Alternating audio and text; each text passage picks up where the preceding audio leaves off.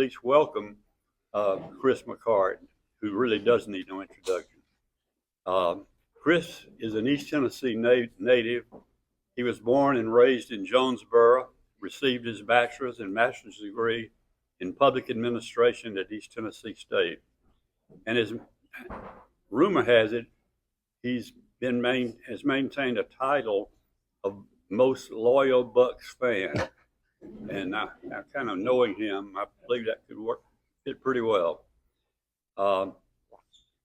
Fortunately for us, he has chosen to remain in our region for his career, and so far his two children, Josh and Sarah Grace, also. Chris joined the city of Kingsport in 1997 as a transportation manager. And over the next 25 plus years, Chris has led many projects and served in numerous positions within the city, including assistant city manager, where he was until 2019 when he was appointed as our city manager. He's actively involved in the Tennessee City Managers Association. He's served on their board of directors, and he's also involved in the International City Managers Association. Along the way, he's had many community leadership roles, including chairman of leadership Kingsport and board members of United Way, Sullivan County Ballard Health System, Kingsport Chamber of Commerce, and I've already mentioned the Tennessee Municipal League. A few years ago, Chris began to think about needing to update any strategic plan we had, to develop a new plan, and he and I talked about it, and that's what he's here to talk about today. So please give me, at least we're going to be giving Chris a thank you for a job well done.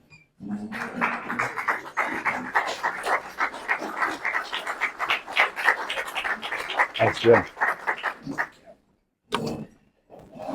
Thank you, Jim, and thank you all for allowing me to be here today to talk about this.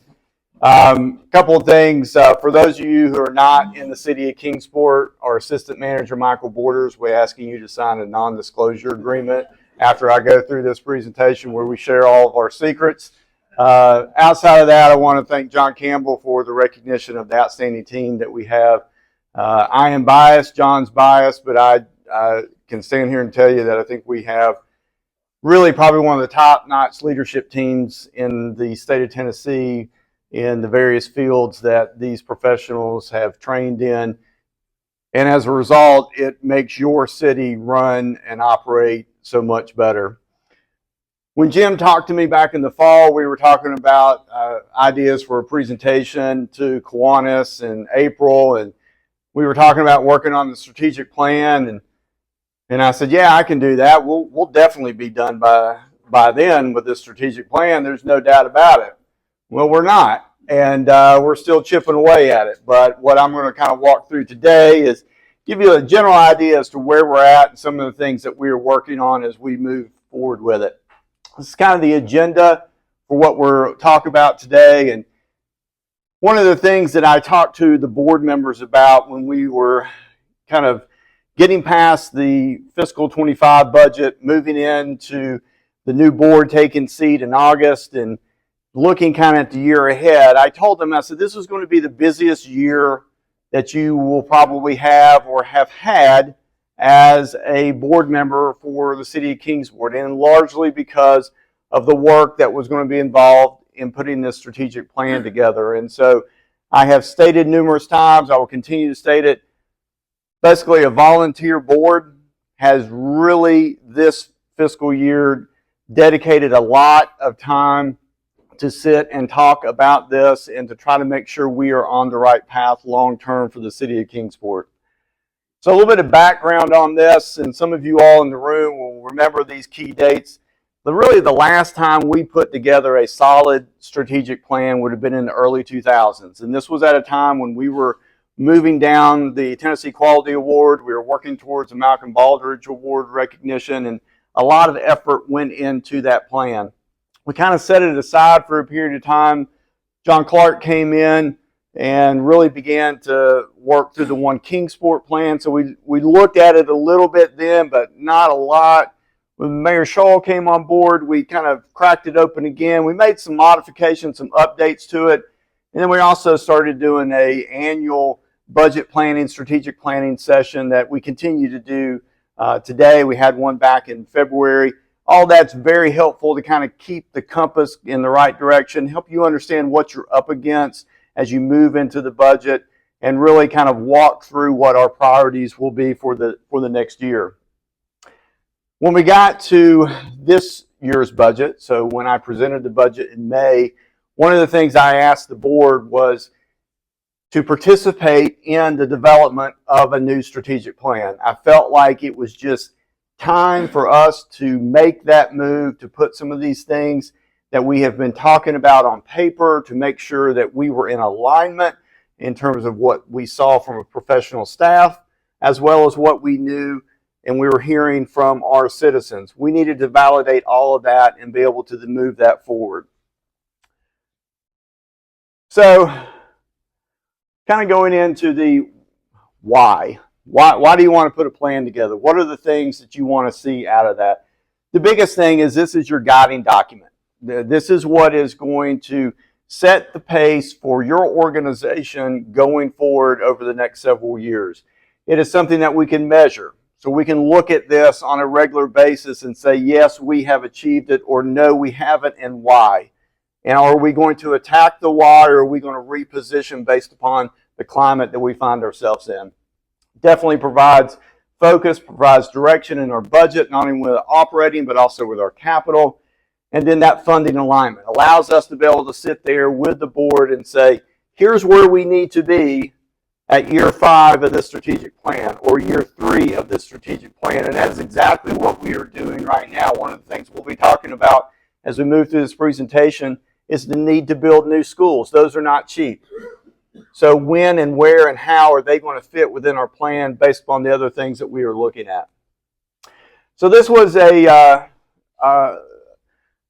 graph that our consultant, Ralph Tellis, put together on this. And I found this from day one to be just a very good graph, kind of talking about the documents a city needs in order to properly plan and move forward. And when I looked at this document back in August of last year, I looked at the fact that we are currently in the middle of a new comprehensive land use plan. It's being headed up by our planning department. Obviously, we're going through the strategic plan, which builds into the financial CIP, our operating budgets. And so when you look at this graph and you look at the things that it is showing you need to have, your city checks many of those boxes. And now with a new strategic plan in the works, we'll be able to complete many of those boxes. So let's talk about the process. So again, we have the conversation in May. We bring Ralph Tellis on board. Ralph Tellis is a consulting firm that has many different tentacles, if you will, into various aspects of city government, county government, utilities. And so we brought them on board to really kind of serve as a guide for us. One of the things that I felt strongly about is that we wanted to get the best team in the room to walk down this path, because this was going to be new. This was going to be something that we haven't done in some time.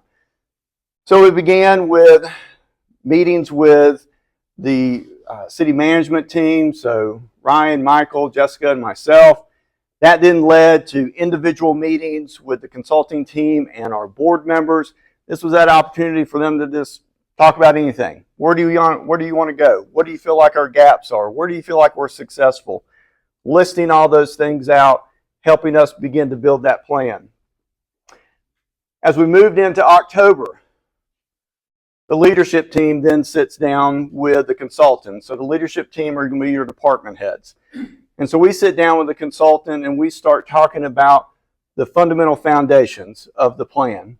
So if you're familiar with strategic planning, there's multiple ways to go about creating what you desire, getting that initial input. Sometimes it's done in isolation by a board. Sometimes it's done in partnership with a board and city staff. And then sometimes you bring the customer element into it as well. We chose to take that path, which was involving your leadership team of your city, your elected officials of your city, and then validating that through public input.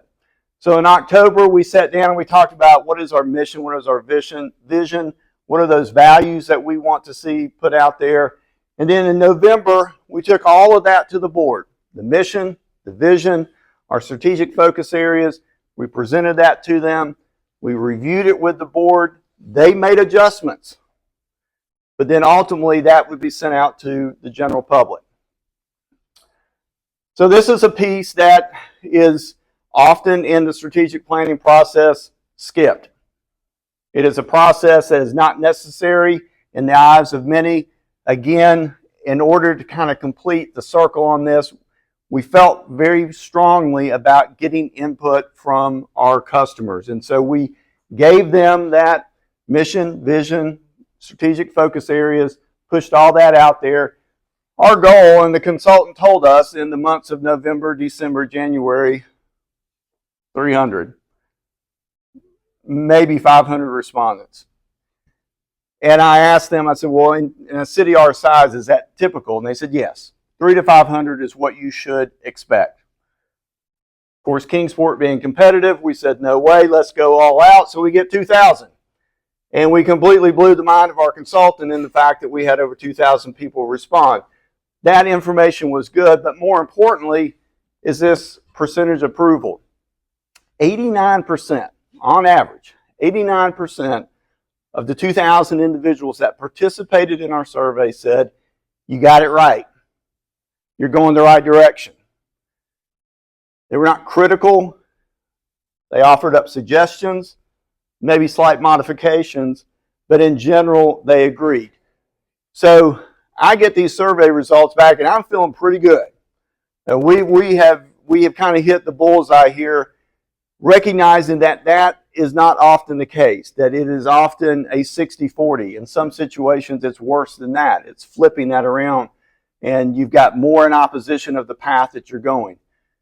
But it also helped me, and I think in my conversations with the board and with the leadership team, is this is a further demonstration of the fact that we as an organization, as your city, we are woven into the fabric of the day-to-day happenings of our city. We are in touch with what our customers need, and we are making sure that when we look 3 to 5 years out, we are aligning with the things that we know our customers desire to have. So we sat down in February. We kind of reviewed this with the board. The board had some other changes, and those now have been sent back to the consultant, and we're anticipating getting those back anytime. And we'll talk a little bit about the next steps that will follow later in the presentation. So I talked about creating 7 strategic focus areas. Now, I'm not going to read each one of these to you. I'll kind of hit the high points of it. You'll also notice down here in the corner, you'll see the percentage of the 2,000 people that responded, how they scored this in terms of their overall agreement. So efficient and responsive government. This is general government. This is, in my opinion, what we as city employees, elected officials, what is the day-to-day expectation? And that is what you see here. So we then asked the board to take this efficient and responsive government and begin to put together what they believe to be the priorities that they will then ask us, and we will deploy throughout all aspects of our operation what those would be. So hitting on some of those. What can we do to incubate, sustain private investment? So definitely something we'll talk more about as we move into the thriving local economy. Remain competitive to attract personnel. This is big. In all aspects of what we do, we have to have people to provide the services. So we have to be competitive in pay. In the last 5 years, that has probably been the most challenging thing for city managers across the state of Tennessee to do, to stay competitive. The job market is changing almost weekly. Pay is changing. In some situations, we are stealing from each other, or the private sector is taking the best and brightest. Training on communication and timely communication to citizens' needs. Media is changing rapidly. Gone are the days of turning the radio on, listening to Dave Hogan and Little Richard on an AM 910 tell you everything you needed to know for the day, getting the paper and watching the evening news. Those three are probably on the tail end of where most people are getting their information. We are now having to use social media, small bits of information within that, to try to then lure them in to get more information about a certain subject. The communication piece is a constant effort for us in all aspects of what we do. Sustainable infrastructure. This has been really, in many ways, always a priority for the city of Kingsport, but obviously, as we are aging as a city, the realization that we must continue to invest. As we are growing as a city, the reality that we must continue to invest is ever present. Also doing so in a sustainable way. Again, 89% agreed with that. Board came back with really nothing that should surprise us. Roadway maintenance, looking at a sustainability program for all aspects of what we do. So sidewalks, looking at our facilities, roads, bridges, pedestrian paths, pedestrian bridges. What is the plan that we have in place to ensure that we stay in front of that constantly? And then a lot of focus on how we present ourselves. Tuesday night at the Board of Mayor and Alderman meeting, I closed the meeting by commenting to the board, to the public, on the presentation of our city. A tremendous amount of pride is taken by our public works staff, desire to go above and beyond on state routes ahead of what the state would just normally do. Landscaping, mulching. We feel the need to do that in this city and have for quite some time. The board sees that. They see it also as an opportunity to help grow our business sectors. So when we look at downtown, we look at some of the other commercial areas, what do we do to create an inviting driveway, walkway, whatever it may be into those areas? And again, you see communication of services. We get more calls about, what are you doing in my neighborhood right now? What is that? Are you paving? Are you digging up a water line? What is that? So directing people to when we are doing work and explaining why we are. Exceptional cultural and recreational opportunities. 90% agreed with this statement and the pathway that we have. I don't have to tell you all, we take a tremendous amount of pride in a lot of our parks and our facilities. Bays Mountain goes without saying. New additions such as the Aquatic Center, adding items such as pickleball, expanding the Greenbelt. All of those are things that we have, as a city, have made strategic investments in order to allow us to continue to meet the needs of our citizens and what they expect. It is also viewed in many ways as magnets. You'll hear me use that term again. What are things that draw people into our city, whether that's to live or just simply to visit? So the board had a lot of ideas in this. The biggest one that came out of that, and one that has probably had the most conversation, is the idea of a downtown music venue. Again, going back to past master plans, past conversations about downtown, what are we doing to create a magnet to bring people in? What are we doing to create a unique experience within our downtown that then has the ability to be an economic generator for other businesses downtown? So this is an area that I can assure you in the months and years ahead, we're going to be talking a lot about. Keeping our parks fresh, recognizing that we need to be changing out equipment at a pace much greater than what we are now, identifying the funding to do so. Looking at certain parks that may, quite honestly, just no longer be needed.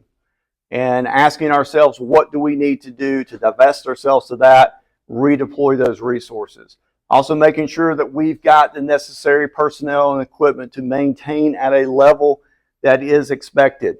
And that's not just making sure that your baseball fields are properly edged, mowed, and lined, but in all aspects of that part from the time you come through the gate until the time you leave. Continuing to focus a lot on Brickyard Park.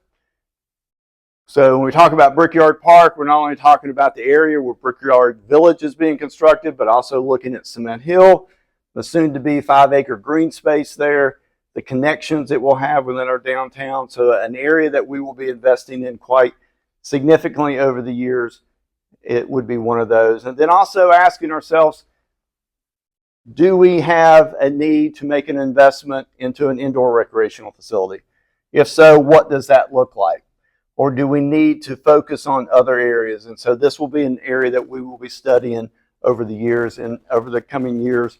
An indoor recreation center is also viewed as a magnet. What does it have the potential to do in terms of driving people into our city? Safe and welcoming community. So initially, the first thing you think about when you look at this is public safety. And the overwhelming majority of what this is public safety. We, and again, an item you know all too well, we have a very strong police department, fire department. Both have been accredited for quite some time. The police department just last week received their accreditation. They were out in California for that. It speaks to who they are as an organization, the pride they take in their job. I often say accreditation is an opportunity to get a report card on who you are and what you do. And both of these areas continue to be excelling. This is also an area where we recognize that we have to continue to invest in order to ensure that they can manage the growth, they can manage the things that they need. I will also say when we talk about safe and welcoming community, we're also talking about who we are as a city. Making sure that everyone understands the things that make Kingsport unique, that neighborly attitude, the friendliness, all the things that are hallmarks to who we are as an organization. Again, 87% agreed. The board focused in a lot on this, in some areas very specific. Fire Station 2, one of the oldest stations that we have, needs to be replaced. It's an item that we're looking at in the upcoming capital budget. Also making sure in this area that we are very competitive when it comes to pay. Police and fire are two areas that we have struggled, as well as cities all across the country. Back in August, we had 19 vacancies within our police department. Arguably the highest we had ever had. We needed to make some adjustments to pay a month after the budget had gone in place, and we did. Today, we're on pace, probably by the end of this month, to have less than 6 vacancies within that group. We've also been able to attract post-certified officers to come in, which allows us to get them into the field a lot quicker than someone that we have to get post-certified and go through the academy. Technology and equipment are also areas that are changing rapidly in both of those fields. What are we doing to stay in touch with that? And then again, you see a theme here. How well does our citizens understand what these two entities do, and looking at creating more communication, more opportunities for those folks to be part of what we are doing and through citizen academies. Thriving local economy. I'm going to park here for a minute on this subject anyways, not necessarily on this slide. And we'll talk a little bit more in detail about this one than any of the others, and I'll explain that in a minute. 87% agreed. This is where you needed to be. This is the information we got back, a lot more detailed information. When I talk about the 2,000 people that responded, this is also where they parked out for a long period of time in the survey. Since I became city manager, dining and entertainment, retail and shopping have been the priorities of the board, the priorities of the citizens, and a big push for us to be able to go out and secure. If you read the Times News, a couple weeks ago, there was a great article in there by Bob Arrington. Bob was referring in his article to our strategic plan. And he made a statement that was spot on. and one that I was so glad that he as a citizen saw.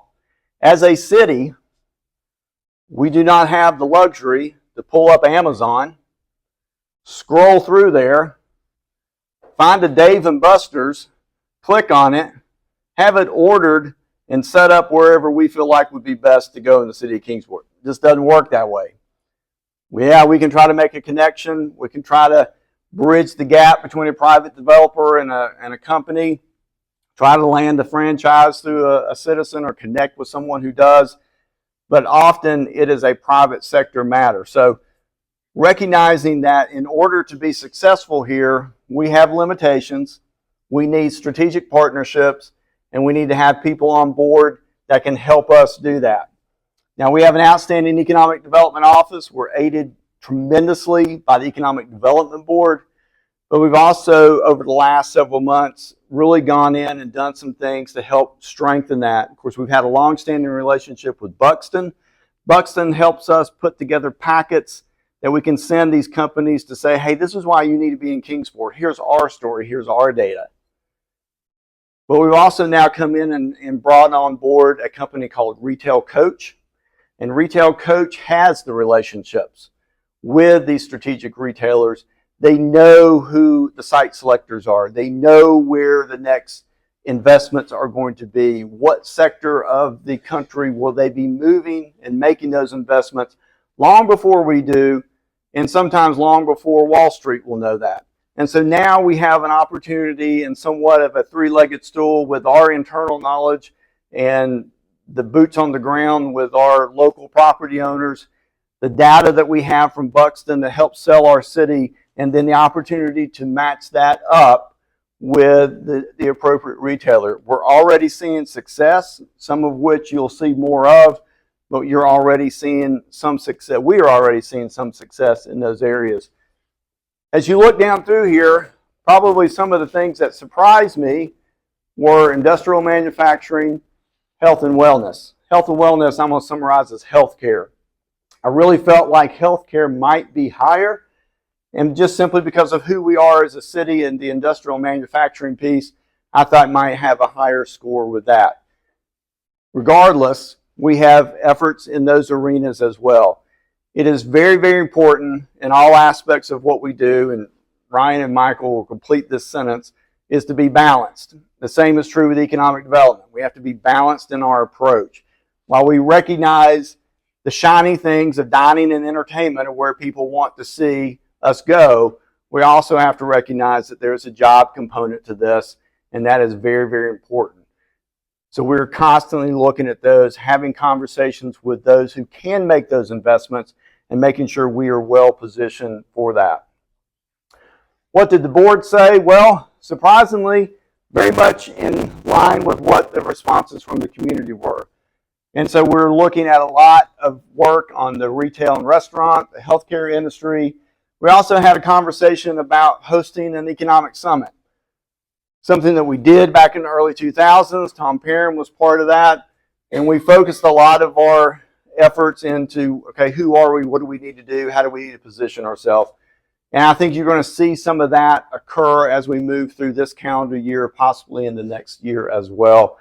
Getting down with our local investors, property owners, strategic business partners, making sure we're doing the necessary things to be in that area.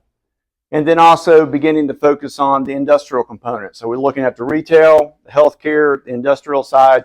All of that is critical in terms of our ability to remain balanced. Strong and vibrant neighborhoods. So one of the things that when John came over here as city manager, he, of course, grew up here, and he knew how valuable the strong, tight-knit communities our neighborhoods were, and the need to continue to reinforce that mindset in all aspects of what we do. Well, when you begin to look at who we are as a city in 2025, the opportunities we have for growth, you really see more opportunities that might exist from a residential standpoint in redevelopment or pocket redevelopment opportunities. And so we talked a lot about what we need to do to continue to make sure that we have housing stock, whether that's new inventory or redeveloped properties, available to attract people into our city. We also talked about what we have to do to preserve our neighborhoods and what we need to do to ensure that neighborhoods are not declining, or certain properties in a neighborhood are not declining in such a way that they create problems for other areas, and before you know it, bring the whole neighborhood down.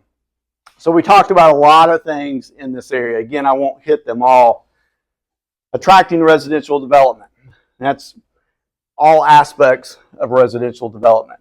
Whether you're looking to flip a house, build a whole new neighborhood, look at going out maybe in some of the fringe areas of where we've recently annexed and developing, whatever it is you're doing, we want to make sure that we have a healthy group of home builders that see Kingsport as an area they can do business in. We wanted to promote housing distribution. That's a good way of just saying we need all houses built in the city of Kingsport. It is not one sector of our housing portfolio that we need built. People have said we need high-end housing. People said we need low-income housing. I am saying to them, and also showing them data, that no, you need all of them. In every area, you need the entry-level housing, you need the middle of the road, and you need the upper end. All of those are necessary for our success. We're looking at the infrastructure within those areas. So looking at conducting a sidewalk study. Do we need to go in and make strategic investments in order to have better connectivity, to generate pride within that? What are we doing to look at transportation routes or code enforcement or beautification? All of those things that are necessary, again, to make Kingsport an attractive city. World-class education. So you really can't talk about Kingsport without talking about schools. This is something that has been, again, a hallmark of who we are as a city for over 100 years. You're not going to find too many people in Kingsport that are not going to agree with the fact that we need to be continuing to focus on the strong educational system that we have. But we also talked a lot about not just K-12, but also moving beyond K-12 and looking at what opportunities we might have in post-secondary. So this is an area that, again, not new to us, but in the history of our city, yeah, somewhat new. But these are also key investments to attract, retain, and also to continue to diversify what we provide in the educational arena. So I talked a minute ago about the need for new elementary schools. We have hit that point. One of the fastest growing areas of our city right now is West Kingsport. Washington Elementary School is over 105% capacity. They can't take any more. You got kids sitting on top of kids. I mean, I don't know how they get to 105% capacity, but they are full. So we recognize that we've got to pull pressure off of Washington, and so that is what's driving our desire. And the data defends these desires to build a new school in the Lynn Garden community. That helps take a tremendous amount of pressure off of Washington and helps us really manage for the eventual build out of what would be West Kingsport. The same can be said for the need to make new investments on the eastern side of town, and that's the old Sullivan North High School, which then allows, through rezoning, redistricting of those areas, to pull students from Jefferson, Johnson, Adams, so that they can then accommodate the growth that's occurring in those areas. The dental school, hit on that one. It's fresh on my mind. This week we've had the Dean of the College of Dentistry from the University of Tennessee Health Science Center in about 3 days. We have talked about this project and our investments and what we need to do and the various things that are on the horizon with this partnership. This is a partnership, and I see Paula Buccheo back there, who's through Eastman, was very instrumental. One of the things that I learned this week on this project, which was a surprise to me, but it hit the nail on the head for what we were wanting to do. So the partnership began between UT, ETSU, Ballard, Eastman, City of Kingsport. And over the last several months, it has now grown to bring in Northeast State. So Northeast State has a dental assistance program. So you now have ETSU with a dental hygienist, UT, of course, with a dentist, and then Northeast State bringing the assistant in. So you have the complete dental office there, right? Since October, we've had roughly 40 dental students come through Kingsport, 3 of which said they liked it here so much they're not leaving. So they've joined a regional practice. We've seen over 700 patients.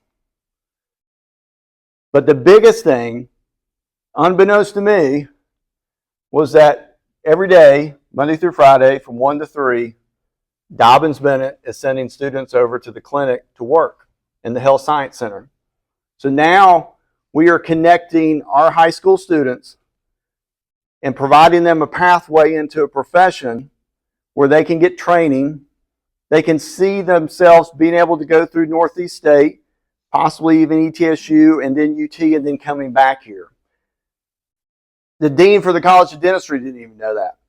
And he was amazed that now we have something that is completely unique from anywhere else in the country. And so, obviously, yes, we are going to continue to want to invest in that. We're asking ourselves, so we can do dental, what else can we do? And so the idea of continuing to pursue a conversation with UT regarding their vet school, and we see opportunities that exist there within PetWorks. We're looking at what exists within the academic village, and is there opportunities to expand. One of the areas that Mayor Paul Montgomery has thrown out there is, what are we doing to promote masters in public administration?